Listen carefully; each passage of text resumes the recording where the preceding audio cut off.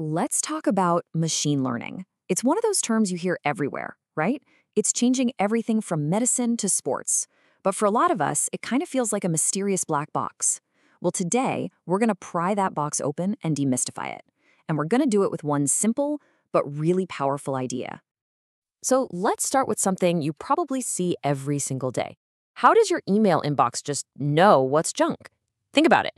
There isn't some programmer writing a million rules, like if an email has this phrase, it's spam. That would be impossible to keep up with. So how does it learn?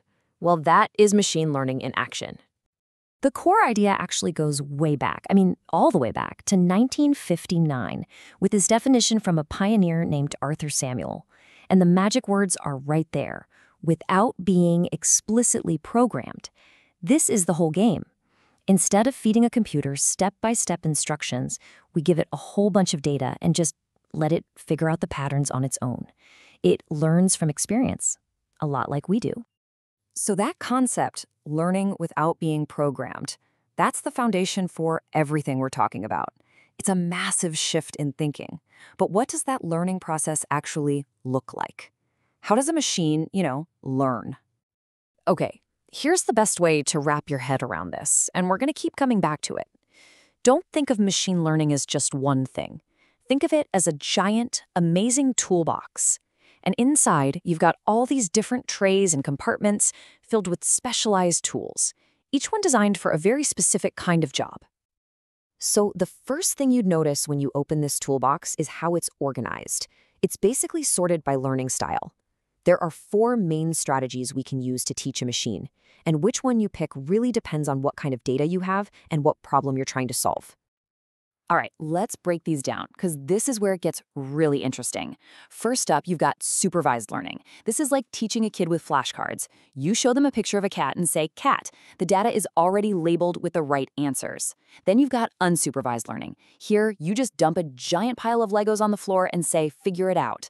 The machine has to find its own groups and patterns in totally unlabeled data. Semi-supervised is, you guessed it, a mix of both, which is super handy when labeling all of your data would just take way too much time or money. And finally, reinforcement learning. This is basically training a puppy. The machine learns through trial and error, getting a reward for a good move and a penalty for a bad one. So the big takeaway here is that these aren't competing methods. They're just different game plans, different strategies you use to teach the machine. And picking the right one is the first, most crucial step to solving a problem. Okay, so we've seen the main compartments of our toolbox. Now let's look at the specific tools inside. In machine learning, these tools are called algorithms, and each one is built to do a very particular job.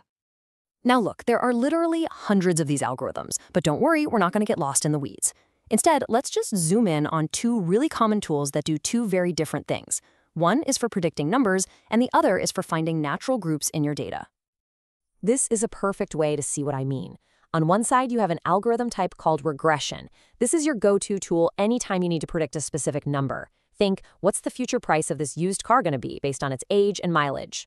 On the other side, you have clustering. This is your discovery tool. You'd use this to say, find groups of customers who act alike, even if you had no idea those groups existed in the first place. And this brings us right back to our main idea. It's simple, really. You wouldn't use a hammer to drive a screw, right? Same thing here. Picking the right algorithm from the toolbox for the job you need to do, whether that's predicting a price or grouping your customers, is absolutely key to getting a result that's actually useful. All right, theory is great, but where does the rubber meet the road? Let's talk about how all this comes together to solve actual real-world problems. The applications are just everywhere. In sports, it's being used to predict who's going to win the next big match. In business, it's doing everything from flagging fraud to helping you price products. And in something as critical as medicine, it's helping doctors spot diseases earlier and more accurately than ever before. But let's get super specific. Take a look at this quote. It's from a research paper where scientists set out to build a model that could predict the winners of football matches across 5 of the biggest leagues in Europe, a classic machine learning problem. So they fed it the data, they trained the model, and how'd they do? Get this, for matches that didn't end in a draw, their model was able to predict the winner with an incredible 81.71% accuracy. That's just a phenomenal result. So you're probably wondering, how in the world did they pull that off? Well, they gave the model data it could actually learn from. Things like how many shots a team took, how many fouls they committed, how many cards they got. The algorithm chewed on all that historical data and uncovered the hidden patterns connecting those stats to who actually won the game. And that, right there, is the whole point. That's why machine learning matters so much. It gives us this incredible ability to take messy, complicated data and transform it into powerful predictions that help us make smarter, better decisions. So, we've opened up the toolbox. We've taken a look at the different learning strategies and some of the specific tools inside. We've seen what they can build. The only question left is for you. Now that you've had a peek inside, what problem would you want to solve?